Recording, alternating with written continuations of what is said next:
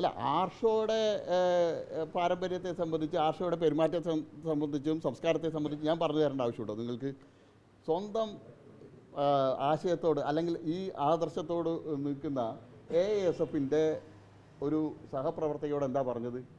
തന്തയില്ലാത്ത കുഞ്ഞിന് ജന്മം നൽകേണ്ടി വരും, മാറി നിൽക്കേണ്ടി തന്തയില്ലാത്ത കുഞ്ഞിന് ജന്മം നൽകേണ്ടി വരും.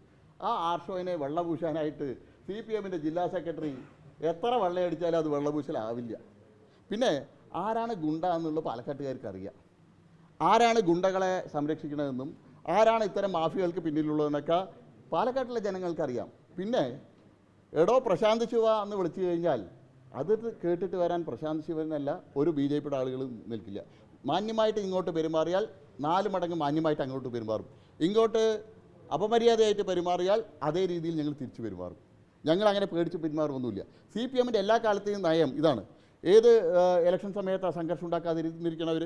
എല്ലാ ഇലക്ഷൻ സമയത്തും ചാനലുകൾ നടത്തുന്ന ഇത്തരം ചർച്ചകളിൽ ബോധപൂർവ്വം സംഘർഷം ഉണ്ടാക്കാനുള്ള ശ്രമം നടക്കുക, ഗുണ്ടകളെ കൊണ്ടുവന്ന് അവിടെ സംഘർഷം ഉണ്ടാക്കുക. കഴിഞ്ഞ ലോക്സഭാ തെരഞ്ഞെടുപ്പ് സമയത്തൊക്കെ ആലത്തൂരോ എല്ലാം ഉണ്ടായതെന്താ?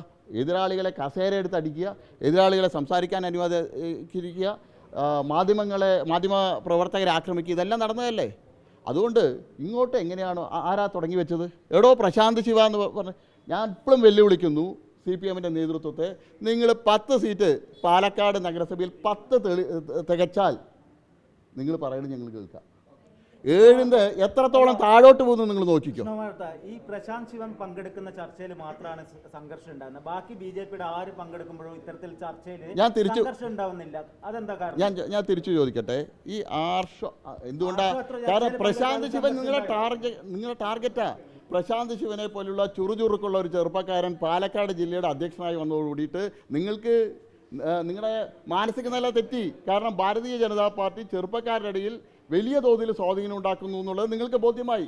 നിങ്ങളുടെ ടാർഗറ്റാണ് പ്രശാന്ത് ശിവൻ. പ്രശാന്ത് ശിവനെ നിങ്ങൾക്ക് തൊടാൻ ഞങ്ങൾ വിട്ടുതരില്ല. പ്രശാന്ത് ശിവനെതിരായിട്ടുള്ള നിങ്ങളുടെ സൈബർ ആക്രമണത്തെയും അല്ലാത്ത രീതിയിലുള്ള ഏതെങ്കിലും തരത്തിലുള്ള ആക്രമണത്തിന് നിങ്ങൾ മുതിർന്നാൽ ഞങ്ങൾ ശക്തമായിട്ട് അതിനെ പ്രതിരോധിക്കും, യാതൊരു സംശയവുമില്ല.